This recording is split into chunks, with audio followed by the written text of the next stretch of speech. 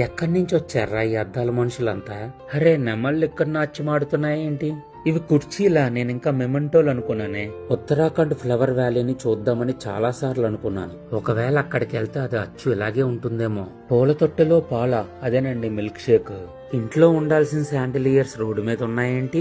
ఈ బంగారు పళ్ళని సైడ్ అయితే నా లైఫ్ సెట్ అయిపోద్దేమో. ఏంటి భోజనాల్లో అప్పటికప్పుడు రుబ్బిన రోటి పచ్చళ్ళు పెడుతున్నారా?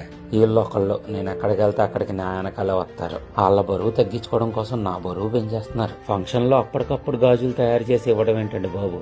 అర్రే రే చూడటానికి ఈ బుట్ట బొమ్మలు భలే ముద్దుగా ఉన్నాయి. అబ్బో ఈ వంకర టేబుల్ ఏంటి ఎంత పెద్దది ఉంది? ఫ్యామిలీ మొత్తం కూర్చుని తినేచ్చు ఇక్కడ. ఈ డాన్సర్లు మరీనండి పాట పాటకి డ్రెస్సులు మార్చేస్తున్నారు. చూసారా అండి, మనం తరచూ హోటల్స్ లో చూసే మెనూ కార్డ్ ని ఇక్కడ ఫంక్షన్ లో ఎలా పెట్టేశారో. ఏంటి నేను ఫంక్షన్ కి వచ్చింది అమలాపురానికేనా లేకపోతే మైసూర్ ప్యాలెస్ కా? మరి చూడటానికి తేడా ఏం లేకుండా ఉంది ఇక్కడ. ఒరే అను ఒకసారి ఇలా వచ్చాయే, ఇక్కడ నీలాట్ ఉంది, మెహందీ ఉంది, చిలక జోస్యం ఉంది. ఏమండి ఈ ఫంక్షన్ లో ఫ్రీగా ఫోటోలు కూడా తీస్తున్నారు ఇక్కడ. లేదంటే మీకు మీరే 360 డిగ్రీస్ వీడియో తీసుకోండి.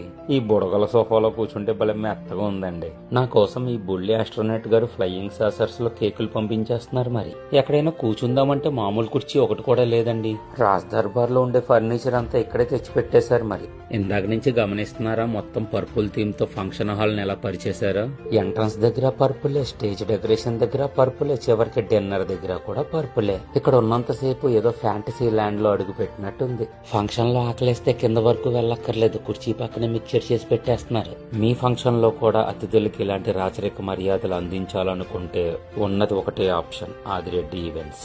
ఇక్కడ జరుగుతున్న ఓనీల్ ఫంక్షన్ కి తక్కువ సమయంలోనే ఈ పాపకు 2 గ్రాండ్ ఎంట్రీలు సెట్ చేశారు వీళ్ళు. ఇంకా భోజనాల విషయానికి వచ్చేస్తే వాళ్ళు 200 రకాలకు పైగానే పెట్టారు. మనకేం కావాలో పెట్టుకుని తింటమే. ఇంకా ఇది పెసర పొనుకు దహీ పాపిడి చాట్ అనుకుంటా, చాలా బాగుంది అసలు. ఇంకెక్కడైతే టర్కిష్ శాండ్ చాయ్ కాఫీ, ఇంకా పాతకాలం వాళ్ళకేమో ఈ పీసు మిఠాయి, ఈ తరం పిల్లలకేమో ఈ చాక్లెట్ ఫౌంటైన్. మన ఆదిరెడ్డి ఈవెంట్స్ లో మెయిన్ అట్రాక్షన్ స్వీట్స్ ఏనండి, ఒకటికి మించి ఒకటి ఉంటాయి. చల్ల చల్లని మాక్టైల్స్ ఫ్రెష్ గా తయారు చేస్తున్నారు. ఇన్ని ఫుడ్స్ మధ్యన ఈ ఫ్రూట్స్ ఎవరు తింటారని అనుకోకండి, మా పిచ్చిది వీటిని ఎక్కువ తింది. ఇంకా టిఫిన్స్ విషయానికి వస్తే పొట్టెక్కులు, చిట్టి బజ్జీ, చిట్టి గారె, దెబ్బ రొట్టె, బెల్ల పానకం, పల్లి చట్నీ, అల్లం చట్నీ, కొత్తిమీర చట్నీ, చింతామణి చట్నీ, కారపొడి, నెయ్యి, టమాటా బాతు, పిజ్జా దోశ, చిట్టి నేతి పెసరట్టు, మసాలా దోశ, రవ్వ దోశ, కొబ్బరి పాలు, ఆపాలు, గుంత పొంగనాలు, రంగురంగుల ఇడియప్పం, తట్టె ఇడ్లీ, బెన్నీ దోశ, పుల్కా, పన్నీర్ కర్రీ, చిట్టి పరోటా, ఇంకా శనగల కర్రీ, బిస్బిల్లి బాత్, కర్డ్ రైస్.